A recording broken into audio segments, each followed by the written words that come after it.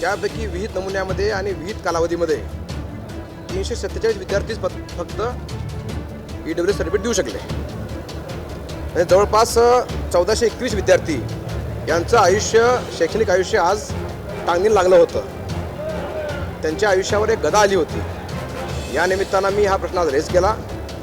त्याला सकारात्मक उत्तर माननीय चंद्रकांत दादांनी सरकारच्या माध्यमातून दिलं आहे. या विद्यार्थ्यांना मी दिलासा देऊ इच्छितो या निमित्तानं की शासनाने आत्ताच CETकडे विनंती केली आहे की 2 महिन्याची मुदतवाढ आणखीन द्यावी. तुम्हाला माहिती असेल यापूर्वीची सुद्धा मुदतवाढ माझ्या विनंतीवरूनच त्यावेळेसचे उच्चतंत्र शिक्षण मंत्री दादा पाटलांनी माझ्या विनंतीवरूनच 90 दिवसाची मुदतवाढ दिली होती आणि आजही मी रेज केल्यामुळं 2 महिन्याची मुदतवाढ देते आहे. या 2 महिन्यामध्ये आपण EW सर्टिफिकेट द्यावे. तथापि सकारात्मक निर्णय आणखीनही वेगळा या निमित्ताने घेण्याची विनंती मी केली आहे. CET आजच निर्णय करेल अशी अपेक्षा आहे, कारण CETला माननीय मुख्यमंत्री महोदयांनी आज सूचना केलेली आहे. मला वाटतं की आज निर्णय होईल.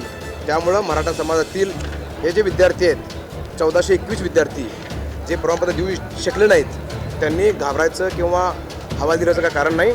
सरकार पूर्ण त्यांच्या पाठीशी आहे.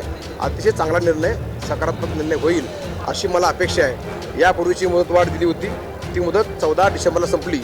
तिथून पुढे आणखीन 60 दिवस आपण मुदतवाढ घेतलेली आहे.